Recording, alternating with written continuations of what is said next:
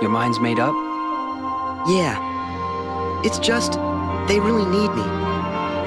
I have to go. I am who I am. Because of them.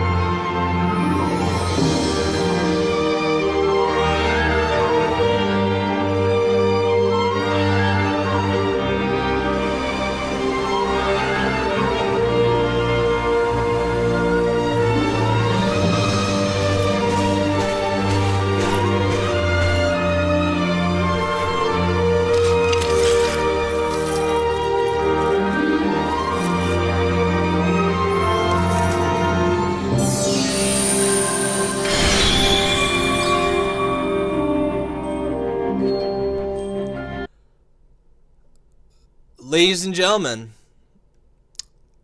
I am Razorblade Mango, and it's finally time. The moment this channel has been building towards for the past 5.5 years, the game that the reason this channel even exists for this one game. And I still can't believe that I'm recording this and talking to you guys about it. And the game that I'm talking about, obviously, is Disney's and Square Enix's Kingdom Hearts 3. Yeah. Oh, boy. This doesn't seem real. Like, I've said in the past that I'm still not going to believe that I've played it when I'm talking like this to you guys. And I was right. Like, I have the game in my hands right in front of me. Like, I played it last night. I've been playing it for the past week now. And I've already beaten it. I'm doing a second run of it on Proud Mode. I've seen the ending to the Xehanort Dark Seeker saga, and I know how it ends, and I know, you know,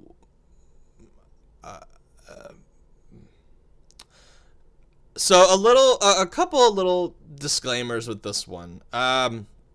This video is probably going to be very long. I'm recording this, like in the moment, so I have no idea how long it's going to be.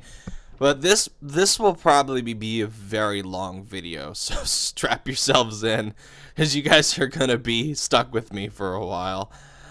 And also, oh god, I'm starting right now. I just might start, like, bursting out into tears during some of this. I know that sounds like really cringy and awkward and what have you, but oh god, yeah, I'm getting a little I'm getting a little misty-eyed right now as I talk. There are just parts that that are just it's tough. This is harder than I thought it was going to be. I've got notes in front of me, what I want to talk about, but it's still going to be really hard trying to convey in a way that I normally do how I feel about Kingdom Hearts 3. There's been a lot of people, subscribers and people on Twitter and my own close personal friends that have asked me, oh, what did I think about it? What have I thought about it? Did I like it? Did I love it? Did I hate it? Was I disappointed? And I can really sum up my answer to that, my thoughts on this game in 2 words. It's complicated. I guess for context, I'll throw this out there. I'll answer 2 questions. Will the game be on the most disappointing games of 2019 list? No, absolutely not. It will not. No. It will not. It's difficult to explain, but one thing that I am confident is that for the most part, this game lived up to what I have wanted to see for many years now regarding Kingdom Hearts 3. In some areas, it fails spectacularly, including one that I cannot talk about. Like, here's the thing. My biggest issues with this game, my number one big problem with it is is something that I cannot talk about in this video. I can't. If I were to even hint what happens, then that would be an enormous disservice to you guys that are still playing it or haven't played it yet or can't play it. So, I mean, obviously there's going to be other videos coming that talk about Kingdom Hearts 3. But I can't talk about my number one problem here because that just it concerns like way too much plot, way too many spoilers. And the other bit of context I guess I could kind of, guide my opinion around is, do I think it's as bad as Final Fantasy 15? No, I think this game shits all over Final Fantasy 15 in terms of overall quality. Like, I would gladly take vanilla Kingdom Hearts 3 over even now, even like the Royal Edition, super updated version of Final Fantasy 15. I still would, just because Final Fantasy 15 is not good. But Kingdom Hearts 3 is good. In fact, I would go so far as to say that there are moments in it that rank among some of my all-time favorite moments in video games ever.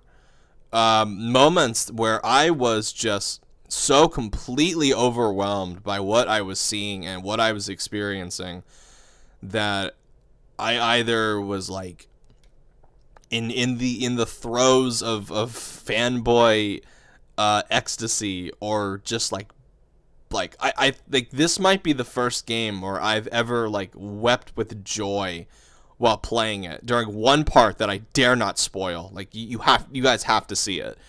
There's actually a couple that I can't talk about that I was like a sobbing baby, except I was like so happy to see what I was seeing, because some of it I have waited literally like 13 years to see some of the stuff that's in the game. Like almost 13 years. And I'd say for the most part the wait was worth it. But for me, as a Kingdom Hearts fan of many years, and someone who knows the story and the lore extensively, there are moments in this game that just piss me the fuck off. That whenever I think about them, they hang over my head like a giant dark cloud. Like, I can't even watch certain scenes or listen to certain bits of music now without thinking about the moments in Kingdom Hearts 3 that really, really piss me off. That just make my blood boil as a big Kingdom Hearts fan. And this is why I've waited for like a week to talk about it, because I needed time to digest it all. I couldn't have, if I had made a video directly after beating it, it probably would have sounded a lot more negative. But I've had time to think about it. I've had at work, my brain has literally just not been there. My brain has been focused on Kingdom Hearts 3. And I've kind of just been like going over it in my head. And I know it sounds really silly, and it sounds really like what kind of fucking loser am I to where to say Kingdom Hearts 3 has been like one of the most anticipated moments of my life so far. Because of how much the series means to me and how much of a deep connection I have to it.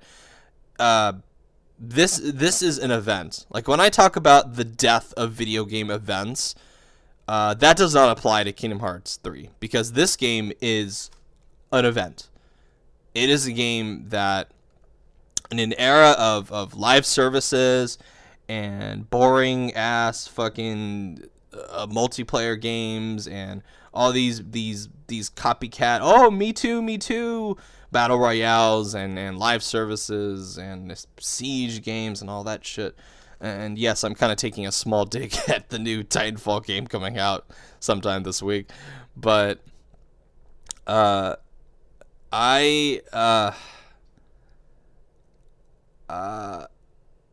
this is an event. It's a game that comes out that it has a lot of hours to it. It's just an adventure that you can just lose yourself in, which I think is like one of the big things that I appreciate about it.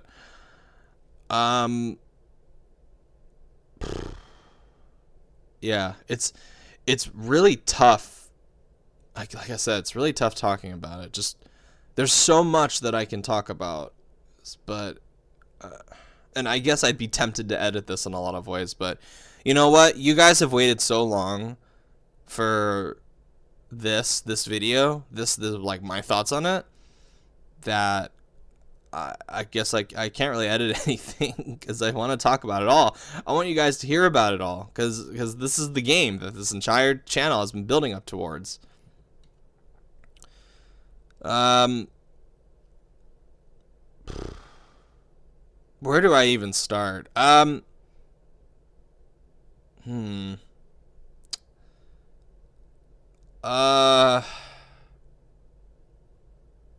Fuck. Fuck. I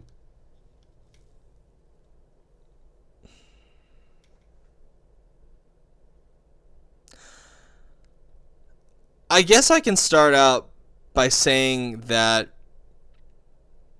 I think this game,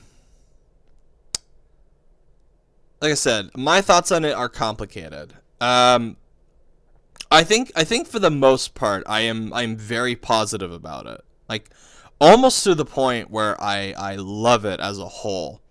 But like I said, those few things that the game, like, here's how I describe it. When I'm actually playing the game, all time just fades out. Like it casts that spell on me where when you're into something that much, like time just goes by in the blink of an eye. Like I've heard from friends that have said, you know, like they're astonished by how many hours they've already put into it because it doesn't feel like that. And I'm like, yeah, because it's good, because it's well designed, because it's for the most part it's well designed, because it's really fun. And I'm myself am like teetering on the edge of loving it. But like I said, those few things that I like when I'm actually playing it, I love it, and I'm like, okay, this is really good. I'm really enjoying this. But when I take a step back, when I'm away from it, it's really easy to pick apart. It's really easy for me as a fanboy to pick it apart, and I'm not, you know, forgiving a lot of the game's problems. No, I'm giving this game tough love, and it's not just like it's a mixture of like big ass fucking problems and nitpicky things here and there. But those big problems are big as shit, to where it's like this dark cloud over whenever I play it now. Because I know in my head that certain things are coming that I am not going to like, that I'm going to be very, very disgruntled with, very upset with. So, like I said, I can't talk about some of them, but I guess I can go into a mixture of the positive and the negative. Because normally I do like, oh, well, here's the positive first, here's the negative first. This one's going to be a little bit different. It's going to be kind of a mixture of both. Because the positive and the negative kind of go hand in hand and complement one another, in a sense. It's also a game of butts. And I don't mean butts as in like asses. I mean, you start to compliment the game, or you start to say like, wow, this part was really great, but there's like that added but on top of it, and that will lead into a negative, which is kind of what Kingdom Hearts 3 does. And I guess I can describe it in saying that I think of the three mainline ones, I think this is on par with the very first one in a different way. It might be less. It might be my least favorite out of the three. I still think Kingdom Hearts 2 is the best. Like, hands down, I think it's the best in terms of gameplay and storytelling and worlds and all that. I think it is. I think Kingdom Hearts 2 is a masterpiece. Like, I've seen people call Kingdom Hearts 3 a masterpiece. No, Kingdom Hearts 3 is sloppy. It's incredibly enjoyable, but it is sloppy. Kingdom Hearts 2 is the one, for the most part, that feels the most like tight and cohesive out of all of them. And Kingdom Hearts 3 though is, I guess I could just get started with my notes. So in a lot of ways, Kingdom Hearts 3 is basically Kingdom Hearts 2. Like, it is. Like, the structure of it is not the same, but the way you go about doing it is the same. It's basically Kingdom Hearts 2, but with inferior gameplay and messier storytelling and prettier graphics. Like the graphics. Oh my god. You know, we've known for a long time that the graphics in Kingdom Hearts 3 are like drop dead amazing, but let me just repeat this in saying the fucking graphics in Kingdom Hearts 3 are drop dead amazing. When I first started it, some of the lighting is a little bit off in some areas, which I hope that gets patched in a little bit, especially in the beginning bit. But it is so pretty to look at, and it contains so many little details to it that I can't even... I was like shocked when I saw some of the things that were in it. I was just like, holy shit. Like, wow. It's like, just looking at it as somebody who's been with the series for so long, it's just... And I know I already like have seen the pretty graphics with Point 2, but they took it up like one step further. They even redo bits from Point 2, but you could absolutely tell that the graphics have been given a major touch up, even from Point 2, which it looks amazing. Just the way that the animations flow almost seamlessly into the gameplay, to the way like the clothes on Sora will like move whenever he's moving, to there's like little bits of grass in the Olympus and the Toy Story world that will move when you move through it. It's just seeing shit like that after years of these like blocky PS2 textures and PS2 graphics. And Kingdom Hearts 2 is still a gorgeous looking game for its time. And I still think it holds up to the day because of its like sheer art direction and how fucking pretty it looks. But Kingdom Hearts 3, just like get that shit out of the way. Kingdom Hearts 3, here we go. Here's where the graphics really start. And I loved it. I loved looking at this game. This game is gorgeous. I guess my favorite example of it would be Twilight Town, what they've done with it. Where Twilight Town has... Like my end of the series was Twilight Town and Roxas' story. And seeing Twilight Town in these graphics with like actual NPCs, like not just like a few here and there, but like multiple NPCs in one area, like talking and giving like little bits of dialogue that I can listen to every so often. And the way the world, you can explore it, not fully, which is, here's where the but comes in. But it looks amazing. The god rays that are in it from the sunset. Oh my god! There's a point where you could like you can jump onto one of the buildings and just stare, and that's what I did. Like I just jumped onto one of the buildings, and I just stared at the sunset, and I stared at the eternal sunset, and I stared at the clock tower, and I just lost myself in the atmosphere of Twilight Town. And when I was playing a couple days ago, it really hit me. It hit me. It hadn't like really. It hit me like a fucking train. How much time has passed since Kingdom Hearts 2, and I kind of started like crying a little bit because it just really like seeing Twilight Town like this. Just really put into context how much time has passed since I was a kid, and now that I'm an adult, I I'm seeing Twilight Town in these graphics and with this level of detail and atmosphere that I've never seen before. And it was just, wow. It was something. The forest in Twilight Town looks much better. Like again with the god rays, like the sunlight seeping through the trees, it looks heavenly. Like if I were to, like if when I die, I hope to God that whatever final destination, whatever resting place I go to, I hope it looks something like Twilight Town, because I would love that. But it's short. Like it's a really small area, which was really disappointing. You can't explore the clock tower. You can't explore the train station. You can't explore the hangout spot, the usual spot. You can't explore the struggle tournament area. It doesn't even exist in this world. So that was disappointing to see that Kingdom Hearts 2 Twilight Town is much bigger. When in a game that's all about, let's make these worlds bigger, let's make these worlds more detailed. It was really disappointing that my favorite world in the entire series got the short end of the stick compared to all the others, which just that was really, really disheartening when I saw that. I guess another problem I have with the world, and the worlds for the most part are good. I really liked Olympus. I really liked Big Hero 6. I really liked the Toy Story World. I really liked Pirates World. But a lot of the other ones, they feel like filler. And there's this strange disconnect to the Disney stuff now in this game. Like, I know, Donald and Goofy are a big part of it with Sora, and Mickey's a big part of it, obviously. Yen Sid's a big part of it, and there's like all the various Disney stuff in it, like Jiminy Cricket and Chip and Dale and all those guys.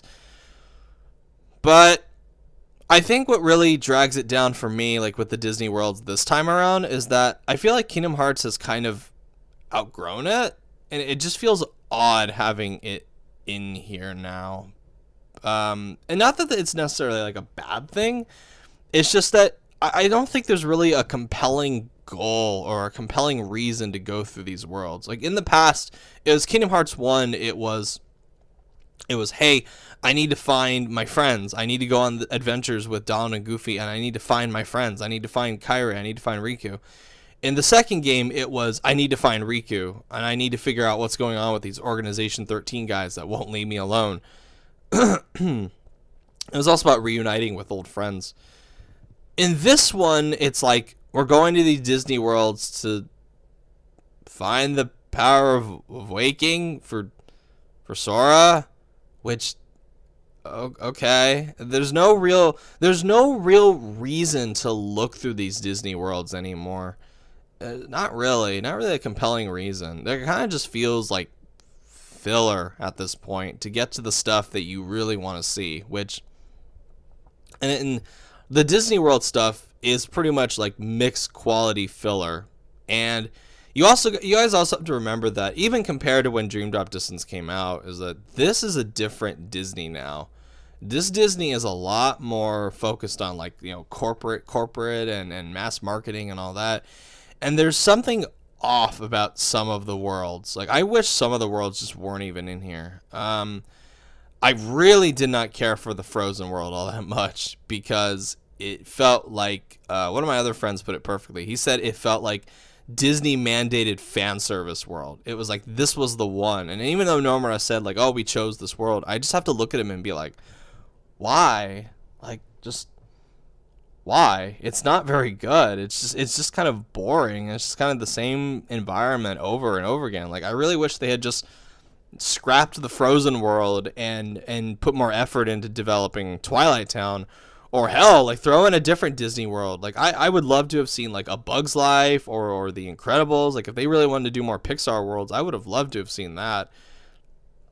But Frozen just doesn't really fit in this new model of Kingdom Hearts, because it's open, but it just feels empty, and it's just not all that fun to explore. Same with Tangle, to a lesser extent. Tangle has a little bit more variety in the environments, but a lot of it just feels like forest area, which feels the same after a while. And and those two are basically just retellings of the movies. And if you've already seen the movies like many times, you're gonna be like, okay, I already know how this goes, whatever. The Monsters Inc. one, I think, is probably the most disappointing one because a lot of it is just empty corridors and empty hallways and machine rooms and stuff. I imagine, like, when I first heard about the Monsters Inc. world, I was like, oh my god, I can't wait to, like, have a boss fight where you're sliding around on the doors and all that. And they kind of do that, but it's like a brief, contained moments that you get to do that. And even then, those moments aren't that great because of the controls. It's like, eh. So that was disappointing. But the worlds that I did really like, I really liked. I really liked the Olympus world. I loved how consistently the environments changed, where it just kept you interested. I actually really like the new. I've heard complaints about the new battle themes and the new field theme for Olympus, but I grew to really love it. Same with Pirates, which Pirates has one bit in it that looks like that it will just ground the pacing to a halt. But for the most part, the Pirates world was fun. The Big Hero 6 world was fun. There actually are NPCs on the streets now in Big Hero 6, which was one of my concerns because I looked at the trailer and I'm like, that world looks really empty. But actually playing it, I was like, okay, this looks cool. It looks well populated. I can actually hear people. So it feels like you're rescuing citizens from the Heartless, which I liked, which I thought was pretty cool. I guess that leads into, like one of the big problems I can talk about that isn't spoiler related. So the pacing in this game is off. Like it's I wouldn't go so far as to say it's a mess, but it is messy. Like in Kingdom Hearts 2, like I said, like in the past, there's still enough mystery to this series to where you could tease people and get away with it for long enough. You could drop like little narrative breadcrumbs here and there and have the players be kept waiting, which is something that I liked in the past of Kingdom Hearts, because it's like, oh, I get to have this mystery and the waiting will be worth it. And I'm somebody who considers the prologue to Kingdom Hearts 2 to be the best the series ever got in terms of storytelling. So maybe I'm not the best person to complain about pacing, but I love the Twilight Town prologue stuff. I'll never understand why people dislike it so much or why it gets such a bad rep. But in this game, after all this time and the events that transpire, it feels like it could have been structured a lot differently. And it's not like, it doesn't feel like a mess compared to Final Fantasy 15, like under time constraints, because that one especially felt like they were just rushing shit left and right to get this all in there, and they had to cut serious corners. This instead feels like a deliberate choice from Nomura, and I have to just wonder like what Nomura was thinking when he designed the story in this way. And let me just say this, if you've been avoiding a lot of the trailers, good. Good, because this game it continues that really bad habit of Square Enix with spoiling like every little bit in the trailers. And it's like, I was astonished with how late some things were, like even in trailers that were shown off during E3 and the one before it with Monsters Inc. I was like, holy shit, like there's so much that is in the late, that is like in the final like stretch of hours, that I was like, why did you show this in any of the trailers? Why did you show this during Tokyo Game Show? Why? So I don't know if that is necessarily the game's fault, but it's the marketing of it was like, what the fuck, guys? Like, why did you show so much? But the things like you play it and it teases you for so long, and the narrative breadcrumbs that you get in between the worlds are so few and far between that it's like, okay guys, come on, like I need to see more at this point. I've been waiting for so long. Can I please see more? And nope, you gotta wait. until the final 5, 6, 7 hours of the game, depending on how much time you spend on it. I'd say like 6 hours. The final 6 hours of the game is absolutely like loaded with the shit that you came here to see. And I would say that it makes waiting through the Disney Worlds worth it, because there's a lot of stuff in that. Well, some of it extremely bad, but most of it fucking amazing in those final 6 hours. Like those 6 hours are just absolutely extraordinary. Like they are extraordinary. To the point where like I said, I was like weeping with joy during some of it.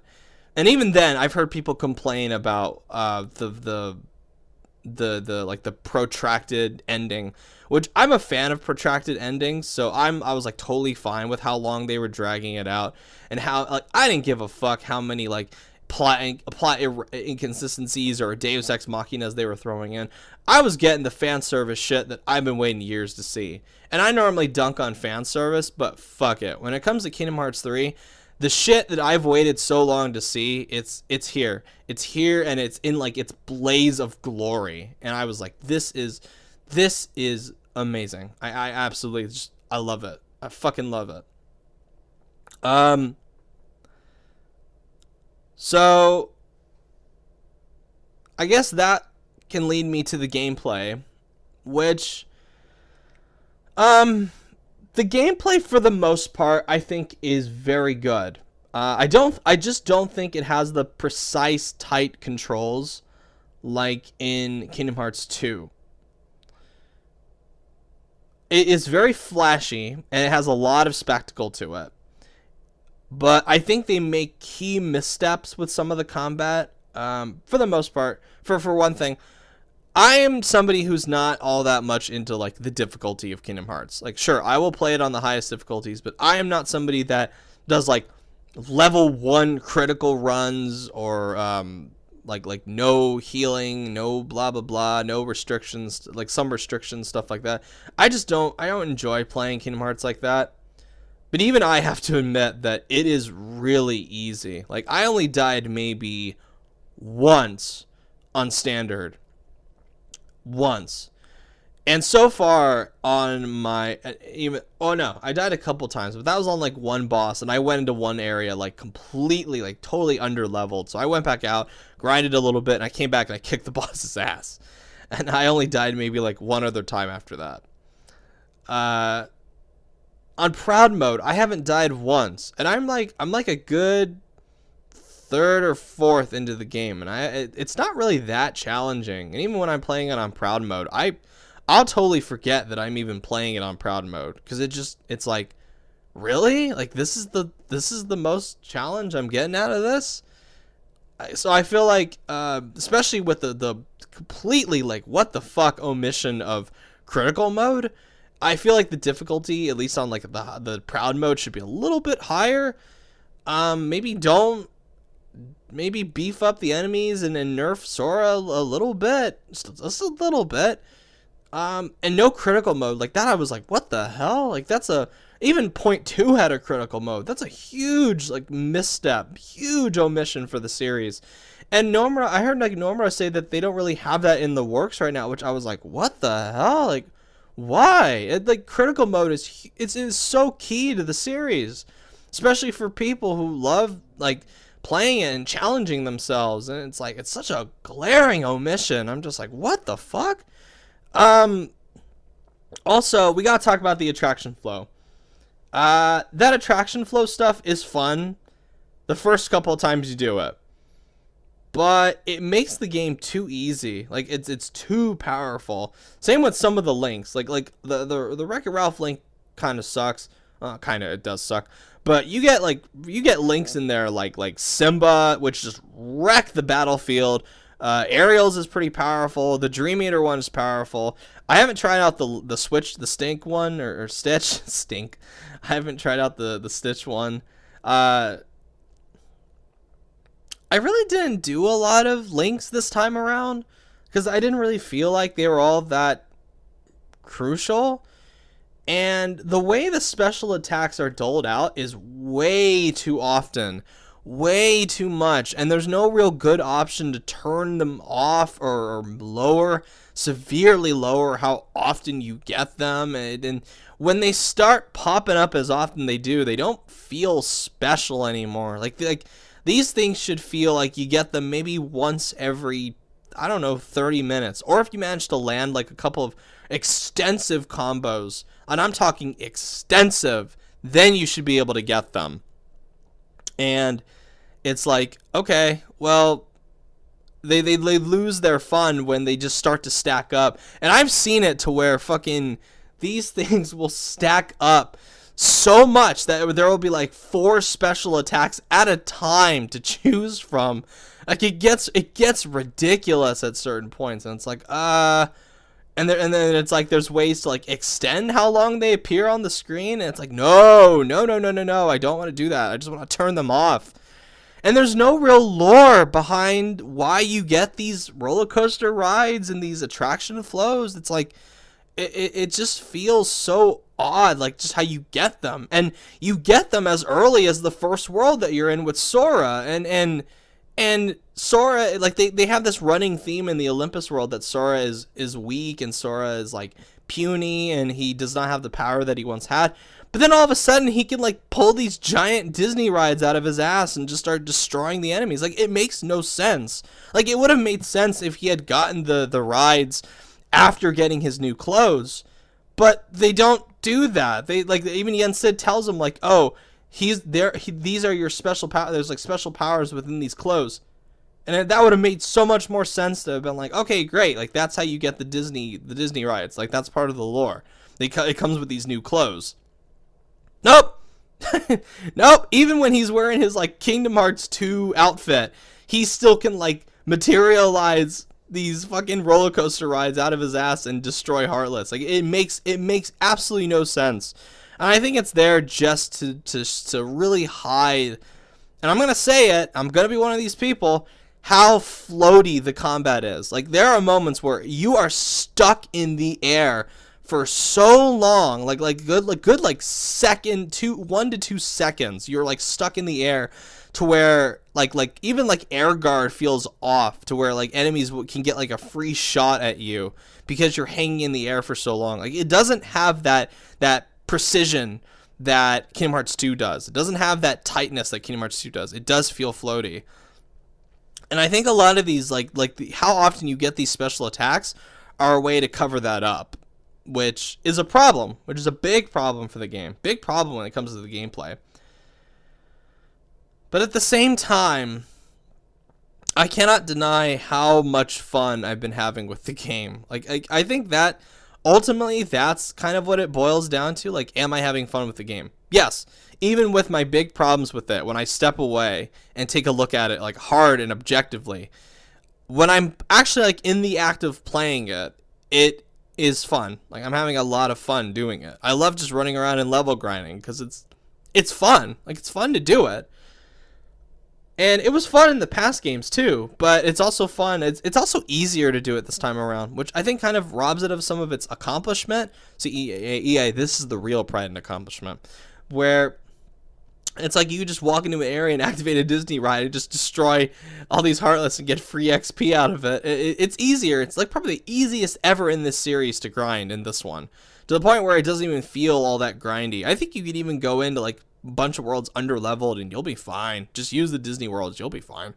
Like recommended levels don't count anywhere near as much as they did in the past games. Like maybe on the end game stuff it counts. I think on the end game stuff it definitely counts if you go in under leveled, but here it's like it's so easy to level up in this. It really is. It's super duper easy.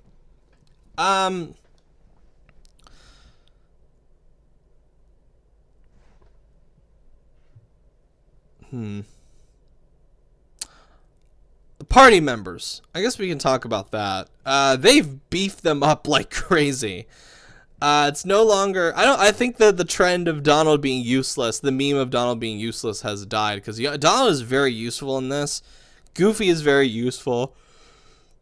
Hell, even the temporary party members will fuck Heartless up. Whereas like past games, a lot of the work will come down to you, acting and playing the game.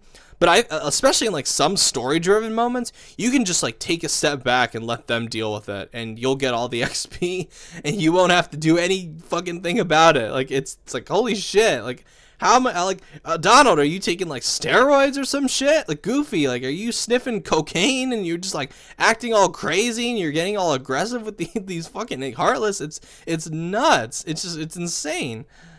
Enemy variety. It's fine. But the problem I have with the enemy variety in this one is that you start to see a lot of similar Heartless across the worlds. And I'm not just talking about like, the classic ones, like the fat guy and the night one and the regular Heartless. For example, there's a type of Heartless in the Olympus world that's like a minotaur of sorts that has armor, and it's like, okay, that's cool. That's a cool design for Olympus. It's like this Minotaur Heartless. But then you see the Minotaur Heartless you see it in Frozen, which is like, okay. And then you see it again in the Big Hero 6 world, and it's like, okay. And there's a lot of Heartless that fit within the themes of their world start to pop up in other worlds, which just, I mean, sure, they've done this in the past with some of the games, but here especially, it looks odd, and it's one of the things that they could have fixed compared to like all the other stuff. I really don't like the design of like I love being able to wall run. I love where you can run like straight up at a fucking like just run up the wall, and it's fun. But I do not like that there's like that constant flashing of the like that wave of white that goes over all the environments that you can run on. Like it looks ugly, and especially when you're in Twilight Town trying to soak in the atmosphere, it's kind of distracting seeing that, like the constant just wave of white on the buildings. It's like, okay, I get it. I can run across this stuff. I get it. Thank you, game. Also, some of the animations look a little off. I'm not going to spoil which areas, but you could obviously tell that they're pulling tricks from Kingdom Hearts 2 to sell you on the illusion of multiple enemies at once, which looks off compared to all the other like amazing looking graphics in the game. It just looks like something from a bygone era. I think that's another interesting thing about Kingdom Hearts 3 is that even with its strides in gameplay and graphics and all that, it still is a PS2 game at its very heart, because it's got things in it that are like, this is how the PS2 days I'd do this, which is fine, I guess, but it's like I'm playing it on a PS4 though, and I kind of like you guys to shed this whole, maybe the whole like PS2 ishness of it all is part of the soul of Kingdom Hearts, which if that's the case, then maybe they made some kind of weird compromise. But there are just moments where it feels like a PS2 game, like you're playing a really souped up PS2 game, which, as somebody who considers the PS2 to be the greatest console of all time, and the big moment where I got into it, where I like heavily fell in love with video games, it's acceptable to an extent. It's just when it becomes noticeable, it's like, all right. It's like to its detriment. It's when it becomes noticeable. Let's talk about the music. The music is so you can divide it into like two separate things with the music. The original material. The original material is good for the most part. A lot of it, unfortunately, especially with the world themes and the battle themes, they're kind of forgettable. Like, I've already forgotten, like, the themes for, like, Big Hero 6. That one especially was disappointing. That one just sounded like, just generic. The Pirates one is okay. Frozen one, I actually do like the Frozen. As much as I bag on that world, I do like the Frozen, the world theme for that one. That one's cool. The world and the battle themes for Olympus are great. the ones for Toy Story, but they kind of cheat with like the by looping "You've Got a Friend in Me," which is like, of course that's gonna be catchy. It's "You've Got a Friend in Me." It's one of the most irritatingly catchy songs in Disney history. And it's just like the rest of it's fine. It's just I wish they spent more time doing, and it focused. The thing is with this game, a lot of the music is remixed, rearranged versions of the classics, which I don't have a problem with that. Like, I've heard a lot of people complain that this game uses too many of the old songs, but when the old tracks are this fucking iconic, like god tier amazing, I have no problem. And they sound the very best they've ever sounded in this game. Tracks like The Afternoon Streets, What Lies Beneath, Shrouding Dark Cloud, The Encounter, all that stuff, it sounds amazing. Like, it sounds the very best that it has ever sounded in the series. And what they do, the way they rearrange some of like the god tier tracks, will blow your fucking mind as a longtime Kingdom Hearts fan. If you've been with the series as long as I have, and probably even longer than I have, some of the ways they incorporate like some of the most iconic tracks in the whole series, some of the most like fan favorite stuff, is staggering.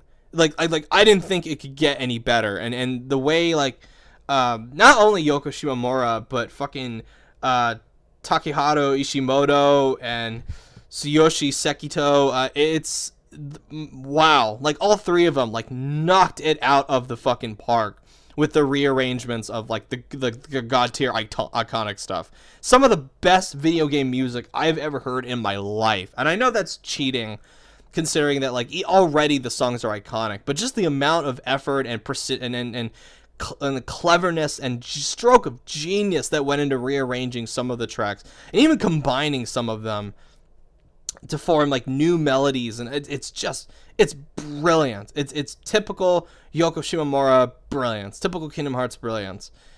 The music, like, you guys have nothing to worry about with that. Like, yes, the original world themes are like, it's okay, but the iconic stuff, they do a complete fucking justice. They do complete justice to them, and they sound the best they've ever sounded. Yeah.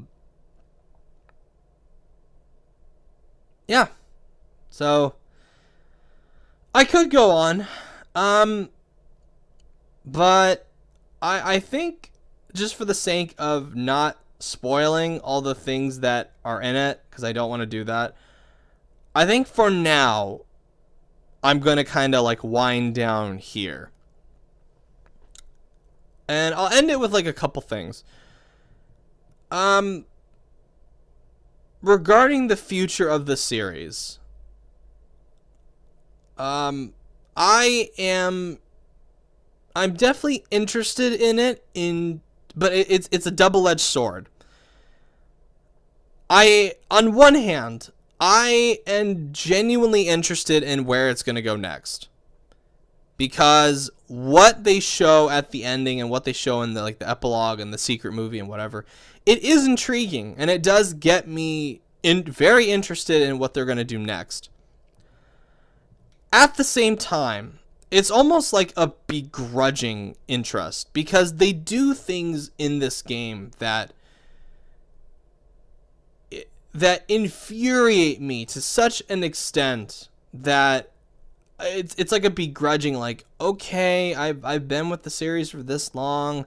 Like, when I first finished the game, I kind of was like, I had like thoughts in my head where I'm like, I think I'm done. Like, I think I'm done with the series after this.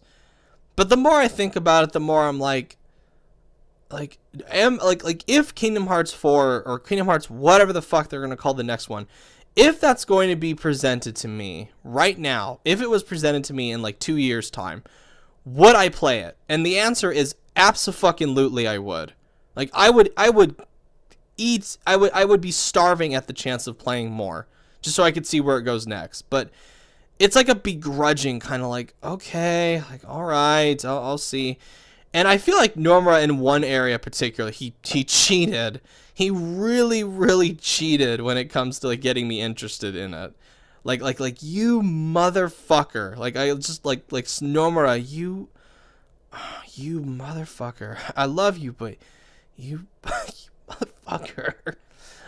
It burns just thinking about it. It absolutely just burns my soul thinking about what they do.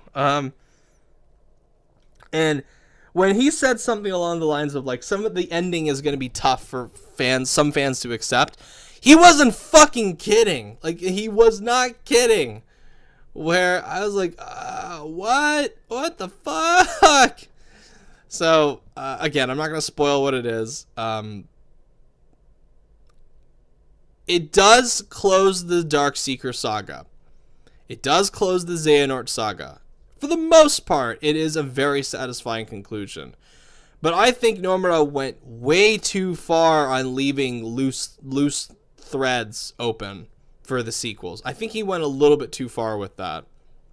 And that was actually one of my biggest worries. And unfortunately, that kind of came true. So, am I interested in the future of Kingdom Hearts? Yes, I am. Somewhat begrudgingly so, but I will be there for the future. And I guess the channel will go on and it will be building up to the next Kingdom Hearts game whenever that comes out. So I guess the final question for me, for you guys to me is like, would I recommend Kingdom Hearts 3? Or did I like it? Did I love it? Do I think it's disappointing?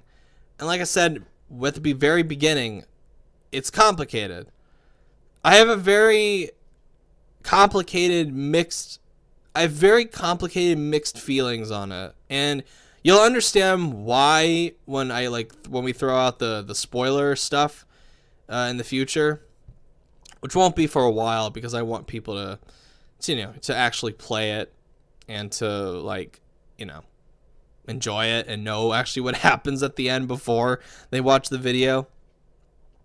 So, yeah. Would I recommend Kingdom Hearts 3? Yes. Yes. I guess it just is that simple. It's like, yeah, I would. Even with my problems with it, and I've got big ass problems with it, both like big and small, I still thoroughly enjoyed most of what I played. And in an era where the market is dominated with all these live services and these overly monetized games, and games that aren't really interested in giving you value for your money and value for your time and value and like just want you to keep paying, to keep playing and all that shit, that don't really care about making a satisfying beginning, middle, and end, that don't really care about sending the player on an adventure that will stick with them for a very long time. Kingdom Hearts 3 is a rarity. It is a very rare game. And I guess for that reason alone, just the fact that it's a very good adventure, yes, I would recommend it. Like, if you are starving for something like this, then absolutely. So, yeah. That's been Kingdom Hearts 3. That's the game that this entire channel has been building towards. And I've beaten it. And it's in the bag. Yeah. Alrighty. Cool. So, let me know what you guys think. Thank you for watching. Thank you for being with the channel for so long to finally see this through. If you like what you see, subscribe. Let me know what you think about Kingdom Hearts 3. And as always, I will talk to you guys on the next video. I have beaten Kingdom Hearts 3. Yeah. Alrighty then. I'll see you guys later. Bye.